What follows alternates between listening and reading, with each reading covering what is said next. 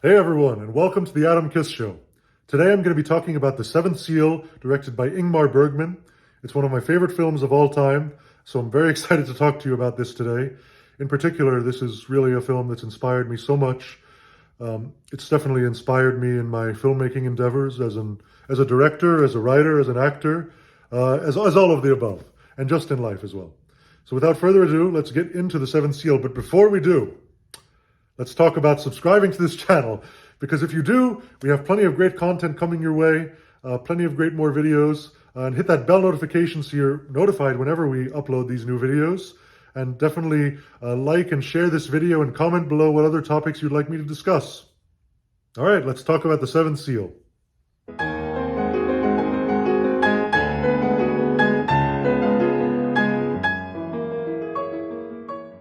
So the plot of The Seventh Seal is fairly simple. It's essentially about a knight playing chess with death over his life. Now there's so many more intricacies to the plot and all of that, but that's what it essentially all boils down to. And I love that simplicity. I believe it was based on a play that Bergman himself had wrote. He wrote the screenplay as well, but I believe it was based on some of his earlier source material. You can correct me if I'm wrong, but from what I remember from one of his interviews, he mentioned that. And the interesting thing is that I would have been interested to see that, because that could have definitely worked in that format as well. And if it wasn't, it certainly should have been. But the interesting thing about The Seventh Seal is that it's really such a deep movie. There's a plot to it, but it's really about more than that. And you don't know what's real, what's going on in his head, in the knight's head. There's a lot of great characters. It's the knight, his squire, and a lot of characters they meet along the way as they travel the countryside, coming back from the Crusades. It's really one of those movies that stuck with me. I've seen it at least 10 times, I should say, and it just always has been one of my favorites. I saw it for the first time perhaps about 3 or 4 years ago only. Actually, I was only introduced to it, and I really started watching a lot of the films of Bergman about 3-4 years ago for the first time, honestly, which I know is shocking, especially since I'm so into film, but since then I've really been hooked on a lot of his films. I love so many of his films. The Seventh Seal is probably my favorite, but I love Smiles of a Summer Night as well.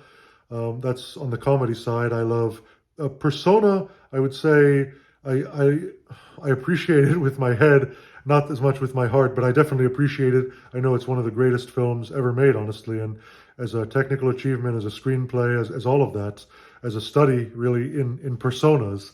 It's an incredible film. But The Seventh Seal is probably my favorite. I mean, I know Fanny and Alexander is another one. There's so many great films that Bergman has done. Wild Strawberries is certainly one of my favorite Bergman films. But The Seventh Seal definitely has a special place in my heart. Yeah, I mean, it's what I love is that he keeps having this conversation with death and this chess match with death, and then he goes on with his life and travels, and you don't know if this is just his deliriousness or if it's real. And I always love that ambiguity. I mean, in my stories and my writing, I'm famous for writing pretty ambiguous stories. I love to leave something to the audience interpretation. I love to leave the audience thinking, did that actually happen? Or what does that really mean? Or what does that ending actually mean?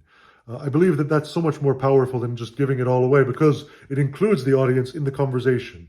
So yeah, I mean, I think this is one of those movies that absolutely does that. It has great performances all down the board.